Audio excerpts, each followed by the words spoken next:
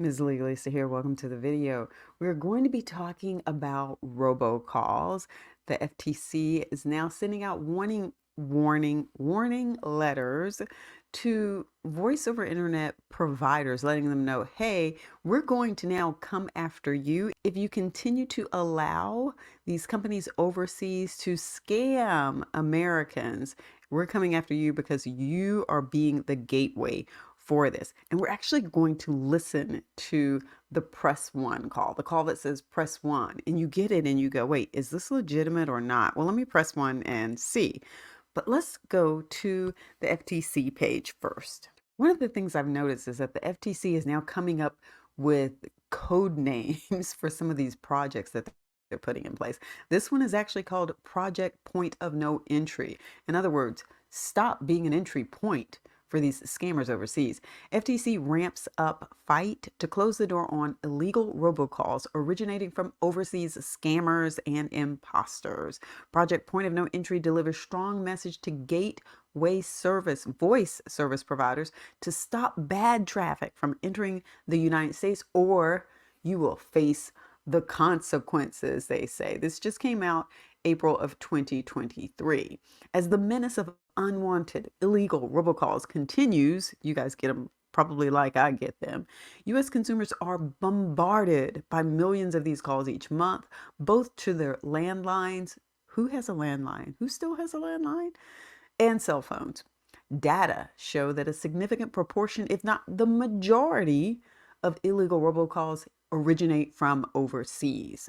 To stop these illegal overseas calls, the FTC has implemented Project Point of No Entry, or PONE, targeting point of entry or gateway voice over internet protocol service providers, and warning they must work to keep illegal robocalls out of the country.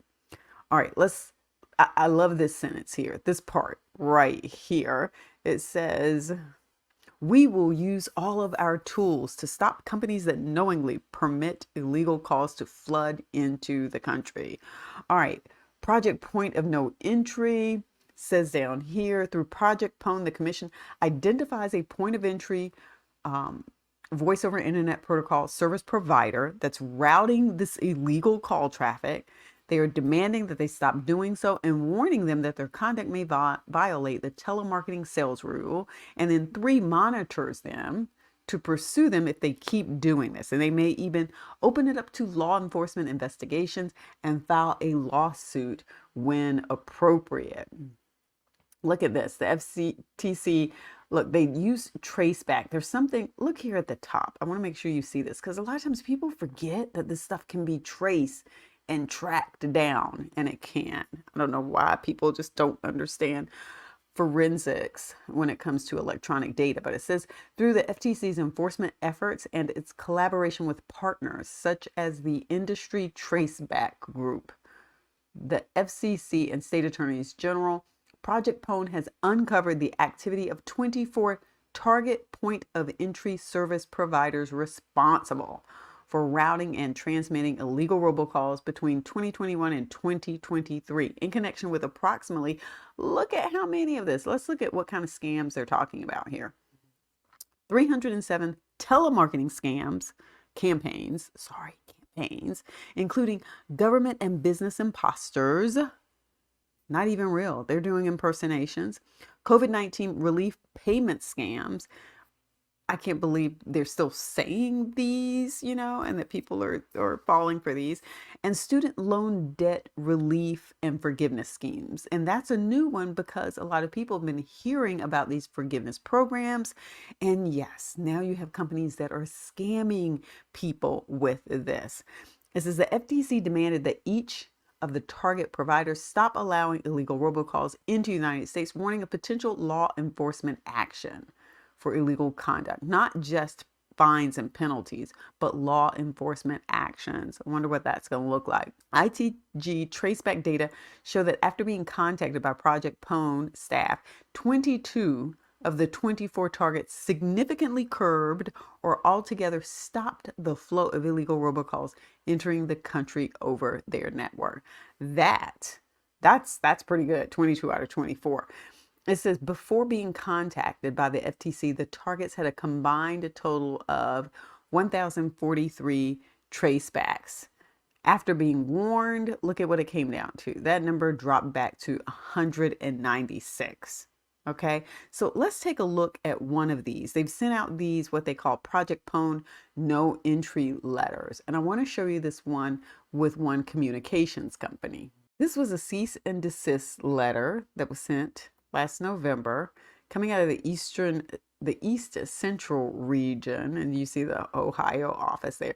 This went to CenturyLink Communications, and it says here, we have determined that CenturyLink Communications LLC is apparently routing and transmitting illegal robocall traffic directly or indirectly for entities involved in the following campaigns. Imagine you're the CEO of this company and you get this letter and you're like, oh, they discovered that we've been routing calls from illegal. Okay, yeah.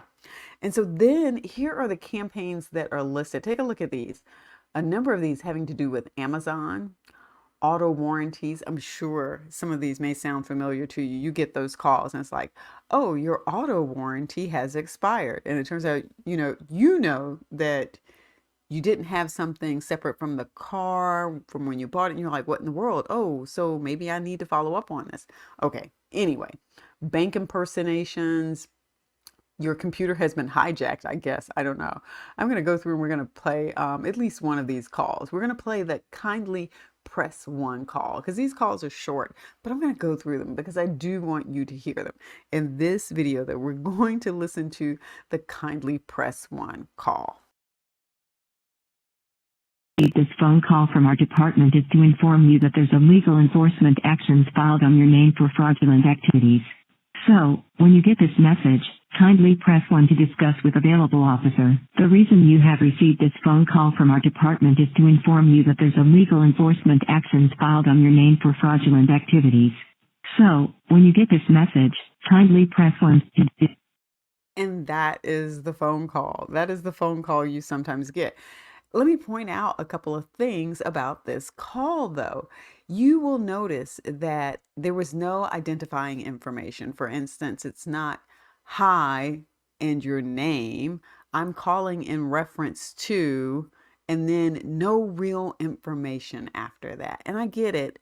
A lot of times when parties are calling, they want to make sure that the person that they're calling is the one who's going to be getting that information. They don't want to inadvertently share some private financial information that they shouldn't be sharing with somebody else.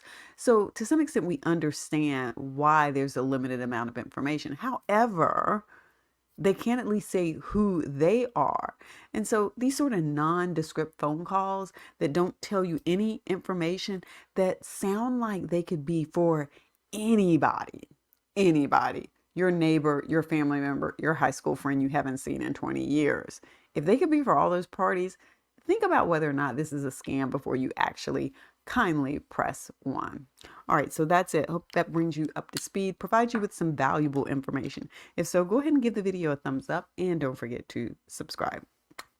Peace.